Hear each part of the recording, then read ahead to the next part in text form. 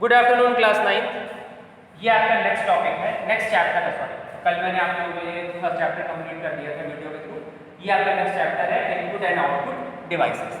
सबसे छोटा चैप्टर आपकी बुक का ये है। जितने भी चैप्टर आपकी बुक में दिए हुए हैं 9th क्लास की बुक में दिए हैं, सारे काफ़ी बड़े बड़े चैप्टर्स हैं। लेकिन ये सेकंड चैप्टर जो है उतना बड़ा नहीं, इसीलिए मैंने थ्योरी में भी ज़्यादा क्वेश्चन आपको नहीं कराया, 4 या 5 ही शॉर्ट क्वेश्चंस कराए थे, क्योंकि बहुत इसमें ज़्यादा डिटेल है कि काफ़ी चीज़ें आप पहले से पढ़ चुके हो, वही चीज़ें फिर से रिपीट की गई। ठीक है, तो इनपुट डिवाइसेस में सबसे पहले जो हमारी आती है, सबसे दो मेन इनपुट डिवाइसेस जो होती हैं वो हमारी होती है माउस और कीबोर्ड। देखो इनपुट डिवाइसेस में ऐसे तो बहुत सारी हैं, स्कैनर भी इनपुट डिवाइस है, स्टाइलस भी इनपुट डिवाइस है, जॉयस्टिक भी इनपुट डिवाइस है, लेकिन उन इनपुट डिवाइसेस का उतना ज़्यादा यूज़ नहीं है। हम जरूरी मतलब अगर बहुत ज़रूरी हो तो उनको यूज़ कर सकते हैं, लेकिन ऐसा नहीं है कि उसके बिना कंप्यूटर सिस्टम फॉर्म नहीं होता। लेकिन माउस और कीबोर्ड के बिना कोई भी कंप्यूटर सिस्टम फॉर्म नहीं होता। कंप्यूटर मशीन अगर हमें यूज़ करनी है तो उसके लिए माउस और कीबोर्ड का होना कंपल्सरी है। तो उसमें सबसे पहले हमारा आता है कीबोर्ड। ठीक है, दोनों ही माउस और कीबोर्ड दोनों ही हमारे इनपुट डिवाइसेस हैं। तो सबसे पहले कीबोर्ड के बारे में बताते हैं। हालांकि ये सारी चीज़ें आपको पता है, बस इसको थोड़ा सा एक्सप्लेन करना है कि इसमें अलग अलग टाइप की कीज होती है। नॉर्मली एक कीबोर्ड में अगर आप इंटरनेट पर डालोगे तो उसमें 101 दिखाता है। इंटरनेट पर पता नहीं क्यों गलत दिखाता है कि नॉर्मल एक कीबोर्ड में 101 की होती है, लेकिन गलत है। नॉर्मली एक कीबोर्ड में 104 कीज होती है, लेकिन उससे ज़्यादा हो सकती है, और मिनिमम 88 कीज तो आपकी होती ही है। हर कुछ कीबोर्ड में अलग अलग से और भी ऑप्शन देते हैं, लेकिन एक स्टैंडर्ड कीबोर्ड में 104 कीज होती है। लेकिन अगर अभी आप इंटरनेट पर डाल के सर्च करो तो आपको दिखाएगा स्टैंडर्ड कीबोर्ड में 101 की है, जो कि बिल्कुल गलत है। नॉर्मल कीबोर्ड में 104 कीज होती हैं, जिनका जो मतलब मैक्सिमम, मिनिमम तो 88 से भी आपका काम चल सकता है। बहुत सारी कीज उसमें डबल डबल भी होती हैं, नंबर होते हैं वो डबल डबल होते हैं, अल्फ़ाबेट होते हैं जो सामने भी होते हैं और साइड में भी होते हैं, तो कुछ डबल डबल भी रहते हैं। ठीक है, तो इसमें सब कुछ जो जितनी भी कीज होती है उनको अलग अलग कैटेगरी में कैटेगराइज किया है। ठीक है, सबसे पहले आती है हमारी अल्फ़ाबेट। नॉर्मली जो हम लोग कंप्यूटर या लैपटॉप यूज़ करते हैं वो इंग्लिश में यूज़ करते हैं, इंग्लिश वाला है, क्योंकि अदर कंट्रीज़ कुछ ऐसी कंट्रीज़ भी जैसे चाइना है, जापान है, उनके यहाँ उनकी लैंग्वेज में बने हुए कंप्यूटर आते हैं। उस पर इंग्लिश में नहीं होगा, उसमें उन्हीं चाइनीज़ में लिखा होगा या जापानीज़ में लिखा होगा या फिर रशियन में लिखा होगा। लेकिन हम लोग जो इंडिया में यूज़ करते हैं वो इंग्लिश में यूज़ करते हैं। तो हमारे जो लैपटॉप जो कीबोर्ड आते हैं तो उसमें सबसे पहले हमारे सबसे मेन चीज़ में हमारी अल्फ़ाबेट होती है, मतलब ABCD जितने भी अल्फ़ाबेट हमारे इंग्लिश अल्फ़ाबेट, तो उसको हम स्मॉल में भी टाइप कर सकते हैं और कैपिटल में भी टाइप कर सकते हैं, वो अपनी रिक्वायरमेंट के हिसाब से होता है। ठीक है, तो और उनकी कोई सीक्वेंसिंग नहीं होती। आपने बहुत बार ध्यान देखा होगा, हर चीज़ की अलग अलग उसको दिया होता है, ऐसा नहीं एक लाइन से दिया होता है, लेकिन उसको सेट करने के पीछे भी एक रीज़न है जो कि समझना बहुत ज़रूरी नहीं है, क्योंकि उसको ऐसे सेट करते हैं क्योंकि टाइपिंग की प्रैक्टिस के हिसाब से, फिंगर्स के हिसाब से उसको सेट किया गया है कि जिससे वो फिंगर जो है हमारी वो इजीली उसको एक्सेस कर सके। ठीक है, तो जो ABCD वाली जितनी भी हमारी कीज होती है वो हमारी अल्फ़ाबेट कीज हैं। इसके बाद आती है जो कुछ और कीज होती है जिनको हम नॉर्मली यूज़ करते हैं, वो आती है हमारी कंट्रोल कीज में CTRL, Alt, Shift। ठीक है, विंडोज़ के लोगो वाली की आती है, सारी हमारी कंट्रोल की होती है, जिनको हम लोग अलग अलग पर्पज़ के लिए यूज़ करते हैं। जैसे अगर पूरे डॉक्यूमेंट को सिलेक्ट करना है तो हम कंट्रोल और A दबाएंगे, पूरा जो भी वर्ड डॉक्यूमेंट खुला उसका सारा कंटेंट एक साथ सिलेक्ट हो जाएगा, या control C, control P, control, ये सारी जो कंट्रोल की होती है जिनको कंट्रोल कीज कहते हैं, कि अलग अलग सॉफ्टवेयर में इनका अलग अलग यूज़ होता है। ठीक है, हो सकता है कि हम अगर MS वर्ड यूज़ कर रहे हैं तो कंट्रोल की का यूज़ अलग तरह से हो, और मान लो कोई और सॉफ्टवेयर यूज़ कर रहे हैं तो उसमें कंट्रोल की का यूज़ अलग तरीके से हो। फिर आती है आपकी नेविगेशन कीज। आपने देखा होगा अल्फ़ाबेट कीज के ऊपर होती है नंबर कीज के ऊपर F1, F2 से लेकर F12 तक होती है। ठीक है, इनका भी यूज़ होता है अपना। Alt F4 करेंगे तो उससे जो भी चीज़ चल रही होती है वो क्लोज हो जाती है। इनके भी अपने अलग अलग यूज़ होते हैं, तो कहीं हर बहुत ज़्यादा यूज़ नहीं करते हैं, लेकिन जो लोग टाइपिंग का ज़्यादा काम करते हैं उनको ज़्यादा यूज़ करने की जरूरत होती है। हम लोगों को तो उतनी यूज़ नहीं है, क्योंकि हम लोग नॉर्मली अल्फ़ाबेट का यूज़ करते हैं, न्यूमेरिक कीज का यूज़ करते हैं, थोड़ा बहुत कंट्रोल कीज का, फंक्शन कीज का या फिर फंक्शन कीज का थोड़ा बहुत यूज़ कर लेते हैं, लेकिन नेविगेशन कीज को बहुत ज़्यादा यूज़ उनका नहीं होता है। लेकिन बहुत सारे अलग चीज़ों में या जो लोग सिर्फ टाइपिंग का काम करते हैं वो लोग इनका यूज़ करते हैं। वो लोग मैक्सिमम काम कीबोर्ड से करते हैं, तो उनको फंक्शन कीज के फंक्शन पता होते हैं, लेकिन ये भी हर सॉफ्टवेयर के अकॉर्डिंग इनका फंक्शन अलग अलग होता है। तो F1 से लेकर F12 तक ये आपकी फंक्शन कीज आती है, सबकी अलग अलग ऑप्शन होता है, उनको याद नहीं रखा जाता है। जो भी सॉफ्टवेयर यूज़ कर रहा है उसके अकॉर्डिंग उसको याद रखा है। फिर ये कुछ और फंक्शन कीज आती है, इनको फंक्शन कीज है, इसमें होम है, एंड है, पेज है, डाउन एंड डिलीट है। डिलीट आपको पता ही होगा, कुछ डिलीट करना होता है तो Alt कंट्रोल डिलीट दबा दें तो उससे वो डिलीट हो जाता है। डायरेक्ट डिलीट पे दबाओगे तो उसको आपको रिमूव करने के लिए लगेगा। ठीक है। ये सारी हमारी फंक्शन की जाती है। होम से मतलब होता है, मतलब जैसे टाइपिंग कर रहे हैं तो मेन लाइन पे जाना है, जिस पे होम पे क्लिक कर दो तो सबसे वो स्टार्टिंग पे चला जाता है कर्सर जो, एंड पे क्लिक कर दो तो कर्सर राइट पे जाएगा, पेज पे क्लिक करोगे तो वो जो पेज उसमें चल रहा है MS वर्ड में ऊपर और नीचे होने लगेगा। लेकिन इनका भी उतना ज़्यादा नहीं है। पेन जो हम लोग यूज़ करते हैं वो 1 2 3 चीज़ों का यूज़ करते हैं, 20 चीज़ों का कोई विशेष काम हम लोग को नहीं पड़ता। न्यूमेरिक कीज का पूरा यूज होता है। कोई भी नंबर टाइप करना हो तो 0 से लेकर 9 तक नंबर होते हैं, बाकी सब नंबर इन्हीं की हेल्प से बनाए जाते हैं। तो ये कीबोर्ड आपने देखा हुआ है, सारी चीज़ आपने देखी हुई है, बस इनको एक अलग अलग कैटेगरी में डिवाइड कर दिया गया है। तो नॉर्मल कीबोर्ड में सारी चीज़ आपको मिल जाएंगी। कहीं कहीं पे ये डबल भी होती हैं कि जो नंबर होते हैं 2 बार होते हैं, अल्फ़ाबेट होते हैं वो भी 2 बार होते हैं, ठीक है। और जो ये कंट्रोल की है वो भी 2 होती है, ऑल्ट भी 2 होती है, विंडो की 1 होती है, फंक्शन की तो एक बार होती है। और भी उसमें कुछ एडिशनल कीज़ भी किसी कीबोर्ड, मल्टीमीडिया कीबोर्ड आते हैं तो उसमें सॉन्ग और म्यूजिक के हिसाब से भी कई सारी कीज़ होती हैं, जिसमें सॉन्ग को हम इंक्रीज़ करना चाहें या पिक्चर को, वो जो वीडियो चल रही है उसको मिनिमाइज़ करना चाहें तो उसके लिए कुछ एक्स्ट्रा कीज़ होती है। लेकिन नॉर्मली ये कीबोर्ड में 88 से लेकर 104 तक कीज़ होती हैं, कम ज़्यादा हो सकती है, ठीक है। ये कोई फिक्स नहीं होता, हर कीबोर्ड का थोड़ा अलग अलग होता है, लेकिन स्टैंडर्ड कीबोर्ड में नॉर्मली मिनिमम 88 और मैक्सिमम 104 कीज़ का यूज़ किया जाता है। देखो एक चीज़ इंपॉर्टेंट चीज़ जो आपको बताना भूल गए कि ये जो कीबोर्ड आज हम लोग यूज़ करते हैं, आज के टाइम में कीबोर्ड यूज़ होता है उसको बोलते हैं क्वार्टी कीबोर्ड।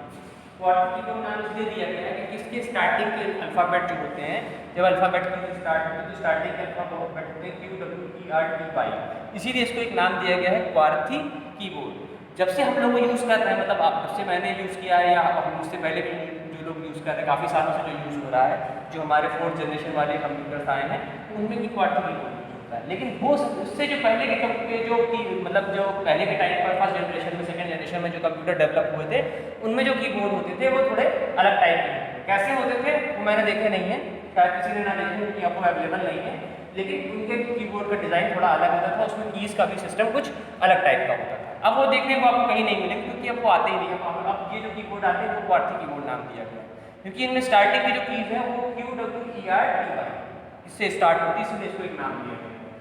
जो जिन्होंने कीबोर्ड का इन्वेंशन किया था वो थे सर क्रिस्टोफर लेथम शोलेज, ये उसके इन्वेंटर है कीबोर्ड के। देखो मैंने पहले बताया था कि कोई एक सिंगल आदमी नहीं है जिसको कहा जाए कि इन्वेंटर ऑफ कंप्यूटर है। कीबोर्ड का इन्वेंशन किसी और ने किया था और माउस का इन्वेंशन किसी और ने किया था। मॉनिटर जो टेलीविज़न था उसी से अडॉप्ट करके मॉनिटर बना है। CPU का इन्वेंशन कई सारे अलग अलग लोगों ने किया है। इसीलिए कोई एक इंसान नहीं जिसको इन्वेंटर ऑफ कंप्यूटर कहा जाए। फादर ऑफ कंप्यूटर कहा जाता है क्योंकि चार्ल्स बेबेज ने जो कॉन्सेप्ट दिया था, जो उन्होंने मशीन बनाई थी रेफरेंस इंजन, उसी को वही मशीन को इम्प्रोवाइज करके आगे चल के कंप्यूटर बना।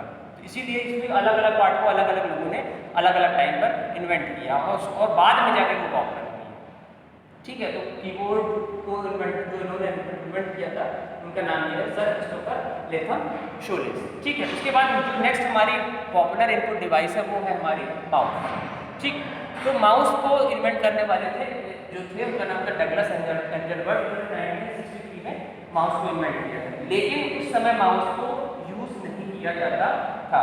मैंने पहले भी शायद आपको एक बार बताया हो कि जब मैंने सबसे पहली बार रियल में कंप्यूटर को देखा था, मतलब वैसे टीवी में तो देखे 2 बार देखा होगा, 1995 में जब मैंने महर्षि में क्लास 5th में पढ़ता था तो उस समय मैंने पहली बार महर्षि में सिर्फ लैब में एक कंप्यूटर था। तो उस कंप्यूटर में माउस था, उस कंप्यूटर में मॉनिटर था, CPU था और कीबोर्ड। तब माउस का यूज़ नहीं होता था, मतलब यूज़ तो होता रहा होगा लेकिन उस टाइम पर उस कंप्यूटर में नहीं था, या इंडिया में जो उसमें कंप्यूटर अवेलेबल रहे होंगे उनमें माउस का यूज़ नहीं होता था। जब 2-3 साल बाद मैंने जब एक बार और देखा, कहीं और कंप्यूटर देखा तो उसमें मैंने देखा कि एक डिवाइस साथ में लगी हुई है, लोग उस पर हाथ रखे हुए, तब मुझे पता चला कि ये माउस नाम की कोई डिवाइस होती है जिसका लोग यूज़ करते हैं। देखो जब आपका जो टाइम है, आपने बचपन से ही कंप्यूटर लैपटॉप सब चीज़ें देखी है, लेकिन हम लोग का जो टाइम था मैंने रियल टीवी में तो 1-2 बार देखा था, किसी मूवी में यूज़ करते हुए दिखाते थे, लेकिन रियल में कंप्यूटर 1995 में देखा था क्लास 5th में। और यूज़ तो उसके और बहुत बाद, मतलब वहाँ पे थोड़ा बहुत यूज़ कराते थे क्योंकि तब लैब में से प्रैक्टिकल में सिर्फ गेम खिलवाया जाता था। हर बच्चे को 5 मिनट गेम खेलने को दिया जाता था, छोटे छोटे गेम होते थे तो वही प्रैक्टिकल होता था। आजकल की तरह नहीं जो हर एक सिस्टम में 2-2 लोग बैठ के आराम से यूज़ करते हो, तो ये सब टाइम के साथ हो पाया है। कायदे से कंप्यूटर मैंने यूज़ किया है काफ़ी एज के बाद, जब मतलब 22-23 साल की एज के बाद मैंने इसे कायदे से यूज़ किया, उससे मतलब इंडिपेंडेंटली, नहीं तो इतना ना तो वो समझ में आता था यूज़ करने में और ना ही अवेलेबल होता था कि उसे ईजिली यूज़ कर सके। वो तो आज के टाइम में धीरे धीरे वो सस्ते भी हो गए। उस समय वो जो कंप्यूटर आते थे 1995 में, तब वो 70,000 80,000 के आते थे। वो 70,000 80,000 आज की डेट में समझो 5 लाख रुपए के बराबर होता है, तो काफ़ी महंगे हो गए। इसीलिए बहुत कम स्कूल्स में मतलब कंप्यूटर लैब होती थी, और होती भी थी तो उसमें 1 या 2 कंप्यूटर होते थे, ऐसा नहीं कि 20-20 50-50 कंप्यूटर लगे हुए हैं। ठीक है, तो अभी 1995 तक भी मुझे याद, अच्छी तरीके से याद है कि लैपटॉप के कंप्यूटर में जो डेस्कटॉप होता है उसमें माउस का यूज़ नहीं होता था। तो माउस का इन्वेंशन तो काफ़ी पहले हो गया था, लेकिन उसका यूज़ बाद में स्टार्ट हुआ जब और नए ऑपरेटिंग सिस्टम डेवलप हुए, विंडोज़ ने डेवलप किए, तो उसके बाद उसको माउस का यूज़ किया जाएगा। नॉर्मली आप लोगों ने ये वाला माउस शायद देखा हो कुछ लोगों ने, उसके बाद जो आज के टाइम में यूज़ करते हैं ये ऑप्टिकल माउस, ये लोग आज के टाइम में यूज़ करते हैं लैब में लगे हुए। लेकिन पहले के टाइम पर आज से 15-20 साल नहीं, मतलब 10 साल पहले ये optical mouse scroll mouse use होता था। इसमें क्या होता था, ये माउस हाथ फंक्शनिंग तो वैसे ही थी, बस इसमें नीचे एक प्लास्टिक की बॉल लगी होती थी, तो उस बॉल को स्क्रॉल करते थे तो वो माउस का जो कर्सर होता था वो मूव करता था।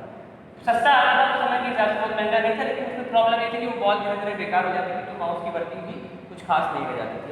कई बार तो प्लास्टिक वाली बॉल जो है वो निकल भी आती थी माउस के अंदर से, तो माउस काम नहीं करता। अभी के टाइम में जो हम लोग माउस यूज़ करते हैं वो हमारा ऑप्टिकल माउस है, वो काफ़ी रिलायबल भी है, बहुत अच्छे से इसको आप यूज़ कर सकते हैं। सबने यूज़ किया तो लैब में लगे सारे आज के टाइम में ऑप्टिकल माउस, बाकी सारे धीरे। और अब तो लैपटॉप पर मतलब टच स्क्रीन चलता है, तो माउस वाला कोई कॉन्सेप्ट ही नहीं, अलग से आप माउस लगा भी सकते हो, और नहीं भी लगा है तो भी आप टच के जरिए आप उसे यूज़ कर सकते हो। तो ये 2 टाइप के हमारे, और भी 1-2 हैं इसमें बीच में बने हुए, लेकिन जो बेसिकली यूज़ में आए हैं वो हमारे दो टाइप के, स्क्रॉल माउस और ऑप्टिकल माउस। ऑप्टिकल माउस हम लोग आज यूज़ करते हैं, स्क्रॉल माउस काफ़ी साल पहले मैंने यूज़ किया है स्क्रॉल माउस, लेकिन वो उतना अच्छा था नहीं, तो धीरे धीरे उसका यूज़ खत्म हो गया है। अब तो जो भी यूज़ हो रहा है हमारे ऑप्टिकल माउस है, उसमें वायरलेस भी होता है और वायर्ड भी होता है। वायरलेस माउस भी आपने देखे होंगे आप लोगों ने, कि वायरलेस माउस आते हैं ब्लूटूथ के थ्रू कनेक्ट हो जाते हैं, वायर की ज़रूरत नहीं पड़ती है। ठीक है, और वायर्ड तो सबने देखे ही है लैब में किस तरह से यूज़ करते हैं।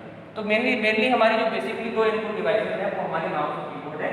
इसके साथ साथ चैप्टर में और भी दिया है, ये सारी चीज़ें बताई जाएंगी कि और साइनस है, स्कैनर है, जॉयस्टिक है, तो वो सारी भी हमारी इनपुट डिवाइसेज हैं जिनको हम लोग यूज़ करते हैं। ठीक है, देखो ये कुछ और आपकी इनपुट डिवाइसेस हैं जिनको यूज़ किया जाता है। इनको यूज़ करना कोई कंपलसरी नहीं होता है, लेकिन ये भी इनपुट डिवाइसेस की कैटेगरी में आती है। स्टाइलस, शायद स्टाइलस आप लोगों ने देखा हो, स्कैनर जॉयस्टिक तो देखा ही होगा, लेकिन स्टाइलस आप लोगों ने ना देखा हो। अभी कुछ साल पहले, लगभग 7-8 साल पहले, जो टच स्क्रीन वाले मोबाइल आते थे तो उसमें वो हाथ से टच करने का उन्होंने नहीं दिया हुआ था। तो उसमें क्या होता था कि मोबाइल के साथ साथ एक पतली सी स्टिक आती थी, उसी स्टिक का यूज़ करके लोग टच स्क्रीन यूज़ करते थे। ऐसा नहीं था, हाथ का यूज़ भी कर सकते थे, लेकिन नॉर्मली लोग नहीं यूज़ करते थे, वो स्टिक मिलती थी, तो जो स्टिक होती थी उसी को स्टाइलस बोलते थे। तो वो ऐसे वो टच पैड वाला मोबाइल या टैब होता था, उसमें हम वो स्टाइलस का यूज़ करके उसको जहाँ भी हमें टच करना हो उसको यूज़ किया जाता था। लेकिन जब धीरे धीरे और चीज़ें इंप्रूव हो गई तो फिर वो लोग हाथ से ही यूज़ करने लगे, स्टाइलस का यूज़ खत्म हो गया। लेकिन स्टार्टिंग में लगभग 2007-2008 में नोकिया के कुछ मोबाइल थे जिनमें स्टाइलस साथ में मोबाइल के साथ होता था। तो पतली सी वो एक पतली सी प्लास्टिक की स्टिक होती थी, जैसे टूथपिक होता है दांत खोदने के लिए, वैसे ही टूथपिक जैसी पतली सी स्टिक आती थी, तो मोबाइल में ही वो हम उसको इंसर्ट कर देते थे जब यूज़ करने के बाद, और बाद में मोबाइल से निकाल के उसको हमको जहाँ जहाँ भी टच करना है उसको टच कर लिया जाता था। ठीक है, अब उसका यूज़ लगभग ना के बराबर है, बहुत कम रेयरली ही शायद कहीं पर यूज़ किया जाता है। स्कैनर आपने देखा होगा, नॉर्मली क्या होता है कि प्रिंटर जो आप लोग यूज़ करते हैं कहीं पर भी, तो प्रिंटर के साथ स्कैनिंग की फैसिलिटी प्रिंटर के अंदर होती है, लेकिन अलग से भी स्कैनर आता है। और बहुत साल पहले आप लोगों को याद होगा कि मैंने लैब में वो लगा हुआ था, एक प्रिंटर रखा हुआ था, उससे मैंने स्कैन करके भी आप लोगों को दिखाया होगा, जो लोग स्टार्टिंग से पढ़ रहे हैं। तो स्कैनर का काम यही होता है कि जो भी हार्ड कॉपी में जो भी पेज है, अगर हम चाहते हैं कि उसकी इमेज कंप्यूटर के अंदर चली जाए, उस पेज को हम कहीं पेज या फोटो कुछ भी है तो स्कैनर पर रख के उसको स्कैन करेंगे, तो ऑटोमेटिकली वो जो भी पेज है उसकी एक कॉपी आपकी, चाहे कलर्ड फॉर्म में, आपके कंप्यूटर के अंदर आपको उसकी इमेज दिखाई देगी। तो उसको हम चेंज भी कर सकते हैं।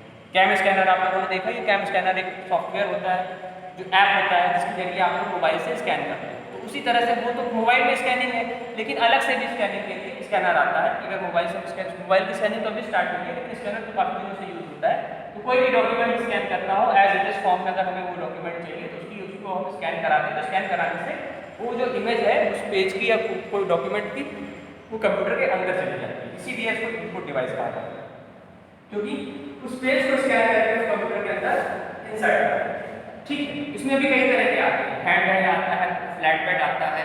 हैंड हेल्ड स्कैनर में क्या होता है, वो पतला सा लंबा सा होता है, तो उसको ऐसे पेज के ऐसे घुमा दो तो वो पूरा पेज स्कैन कर देता है। फ्लैट बेड का जो नॉर्मल स्कैनर जो होता है वो हमारा फ्लैट बेड स्कैनर होता है, तो उसको हम उसमें जो भी डॉक्यूमेंट रखेंगे और स्कैन करेंगे तो वो स्कैन करेगा। लेकिन अब स्कैनर अलग से लोग इसलिए नहीं यूज़ करते हैं कि नॉर्मली जो प्रिंटर आते हैं उसके साथ स्कैनिंग की फैसिलिटी इनबिल्ट होती है। स्कैनिंग और फोटोकॉपी और प्रिंटर तीनों एक ही में होता है, तो इसलिए अलग से स्कैनर नहीं देते। लेकिन अभी कुछ साल पहले तक मतलब लगभग 7-8 साल पहले अलग से भी स्कैनर आते थे, बहुत लोगों ने यूज़ भी किया है, लिया भी, ऑफिस में यूज़ करते थे। तो उनका काम सिर्फ स्कैनिंग का था, वो स्कैन करके डॉक्यूमेंट आप इसको कहीं पर भी रख सकते थे। तो अगर मान लो जैसे आपको आपके कोई कहीं जॉब के लिए अप्लाई करना है या कोई पेज सेंड करना है, तो जॉब या फोटोज़ हुई कुछ भी हुआ, तो मोबाइल तो अभी आया है, उस समय अगर मान लो हमें जॉब के लिए अप्लाई करना है और अपने सारे ओरिजिनल डॉक्यूमेंट दिखाने हैं किसी को, तो सारे उसको स्कैन करा लेते थे, स्कैन करके मेल के साथ उसको अटैच करके भेज देते। ठीक है, जॉयस्टिक क्या होती है, आप लोगों को पढ़ाई से ज़्यादा गेम में इंटरेस्ट होता है, तो जॉयस्टिक आपके मतलब की चीज़ है। नॉर्मली स्कूल में आपको देखने को नहीं मिलेगी, क्योंकि इसका काम सिर्फ गेम के लिए होता है। तो गेम आप माउस से भी खेल सकते हो, और लोग जो ज़्यादा गेम उनको बहुत ज़्यादा इंटरेस्ट होता है गेम खेलने में, तो वो लोग जॉयस्टिक का यूज़ करते हैं। तो उसमें वो हैंड हेल्ड डिवाइस होती है, हाथ में पकड़ के आप जो भी ऑब्जेक्ट है, जो भी उसमें ऑब्जेक्ट पर काम कर रहा है, मतलब फाइट वाली अगर है या कुछ रेसिंग है, कुछ भी है, तो उसमें उस हैंडल के जरिए आप उसको मूव करा सकते हैं। तो इसका बेसिक पर्पज यही होता है कि ये मेनली आपकी गेमिंग में, इसीलिए आपको हर जगह देखने को नहीं मिलेगी, लैपटॉप में या ऑफिस में इसको देखने को नहीं मिलती है, क्योंकि इसका कोई और यूज है ही नहीं। तो गेम स्कूल में थोड़ी ना गेम खिलवाया जाएगा रोज, वैसे ही साल लोग गेम के चक्कर में रहते हैं।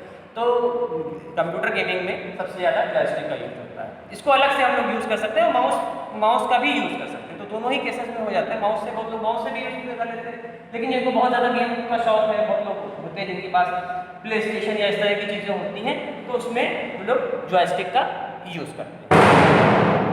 ठीक है, और भी इसमें है और इनपुट डिवाइसेस आपके लिए जो आप लोगों ने कहीं कहीं देखी है, कहीं कहीं नहीं देखी है। ठीक है, उसको नेक्स्ट वीडियो में एक्सप्लेन करें। कई सारी हैं, कुछ आप लोगों को पता है, कुछ आप लोगों को नहीं भी पता है। Okay, thank you.